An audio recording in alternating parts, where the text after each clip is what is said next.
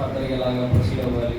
So ఇంకా ఆ టెన్షన్స్లో ఉండేవాళ్ళం అనమాట. సో సో కాలేజ్కి చాలా కంపెనీస్ వచ్చాయి, లైక్ గూగుల్ అండ్ మైక్రోసాఫ్ట్ పెద్ద పెద్ద కంపెనీస్ వచ్చాయి.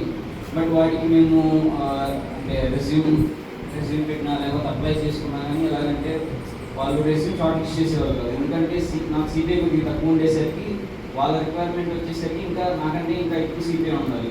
సో చాలా వరకు కంపెనీస్ వచ్చేసరికి సిపిఐ క్రైటీరియా మా రీచ్లో లేదు, సో మేము 30% తీసుకోవట్లేదు అని చెప్పి చాలా కంపెనీస్ రిజెక్ట్ చేయడం జరిగిందన్నమాట. సో అలానే 7th సెమిస్టర్లో ఇంకా చాలా కంపెనీస్ అప్లై చేశాను, ఇంకా చాలా కంపెనీస్ అలానే రిజెక్ట్ చేయడం జరిగింది.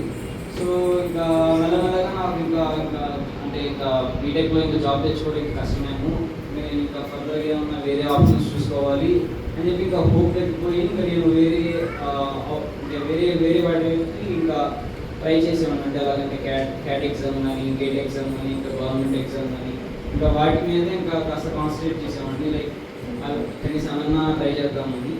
బట్ నేను లేటర్ మెల్లగా రియలైజ్ అయింది ఏంటంటే ఆఫ్ క్యాంపస్ అంటే కాలేజ్ దాటి బయటకు వెళ్ళిన తర్వాత జాబ్కి అప్లై చేసుకొని జాబ్ తెచ్చుకోవడం అంటే అక్కడ కొన్ని వేలలో కాంపిటీషన్ ఉంటుంది ఒక్కొక్క జాబ్కి. సో అక్కడ కాంపిటీషన్ అనేది కొద్దిగా చాలా టఫ్ ఉంటుంది, అక్కడ చాలా రిస్క్ కూడా ఉంటుంది. సో అదే కనుక ఆన్ క్యాంపస్లో అదే బీటెక్లో ఉన్నప్పుడే ప్లేస్మెంట్ తెచ్చుకోవడం అయితే హైగా ఒక బ్రాంచ్లో 40 మెంబర్స్ మధ్య కాంపిటీషన్. సో ఒక జాబ్ కాకపోయినా ఇంకో కంపెనీ కన్నా జాబ్ కొట్టేయచ్చు, లైక్ అలా అనుకున్నాను అనమాట. సో ఇంకా మెల్లగా రియలైజ్ అయ్యాను 7th సెమ్ ఎండింగ్కి వచ్చేసరికి. సో అప్పటికి ఇంకా 7th సెమిస్టర్ అయిపోయింది. సో అప్పటికి ఇంకా జాబ్ ఇంకా ఏం రాలేదు. ఇంకా 8th సెమిస్టర్ స్టార్ట్ అయింది. ఇంకా టెన్షన్ కానీ, భయం కానీ, ఇంకా నర్వస్నెస్ కానీ ఇంకా పెరిగిపోయింది అనమాట. లైక్ ఎలాగంటే ఇంకా ఫ్యూచర్ ఏంటి, లైక్ ఏ డైరెక్షన్ మనం వెళ్ళాలి, సో ఏమైంది, ఇంకా అలా ఇంకా పెరిగింది అనమాట లైక్ భయం అనేది. సో ఇంకా నేను ఒకటే గట్టిగా నమ్మాను, ఎలాగంటే సో దేవుడి కంటూ ఒక ప్రణాళిక అనేది ఉంది.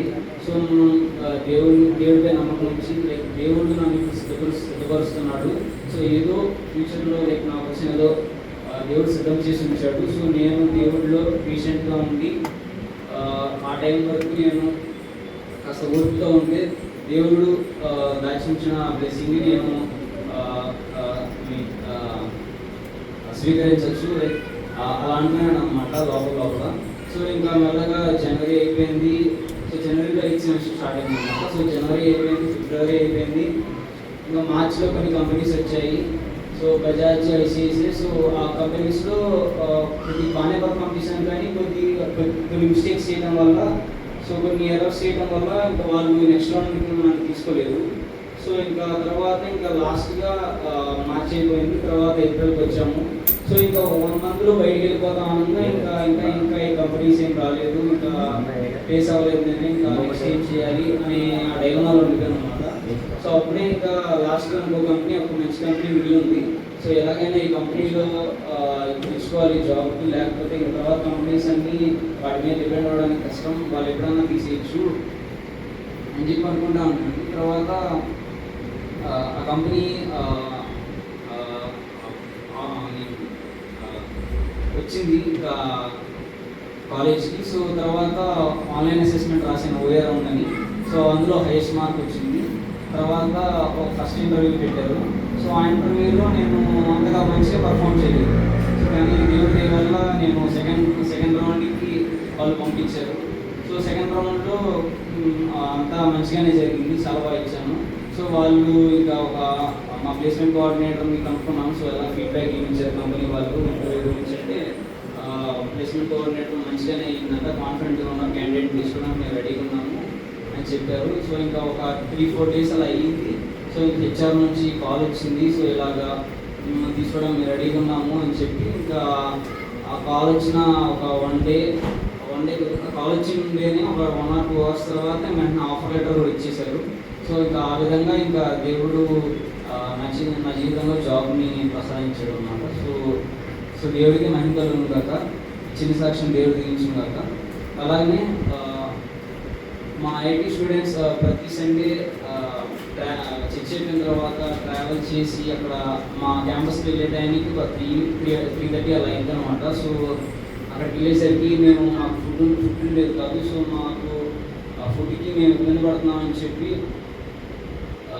అది మా ఇబ్బందిని గ్రహించి అన్నవాళ్ళు ఒక డెసిషన్ తీసుకొని మాకు ఐఐటి స్టూడెంట్స్కి ప్రతి వీక్ ఫుడ్ ఇక్కడే లైక్ మాకు అరేంజ్ చేస్తారనమాట. సో దానికోసం నేను భూషణని, కమలాకర్ని, ఇంకా ఎవరైతే కాంట్రిబ్యూట్ చేసిన పెద్దలందరికీ నేను చాలా థ్యాంక్స్ చెప్పుకుంటున్నాను. అలాగే నా ప్లేస్మెంట్ గురించి ఎవరైతే తమ ప్లేయర్స్లో జ్ఞాపకం చేస్తున్నారో వాళ్ళందరికీ నా హృదయపూర్వక ధన్యవాదాలు తెలియజేసుకుంటున్నాను. అలాగే ఇచ్చిన అవకాశాన్ని థ్యాంక్స్.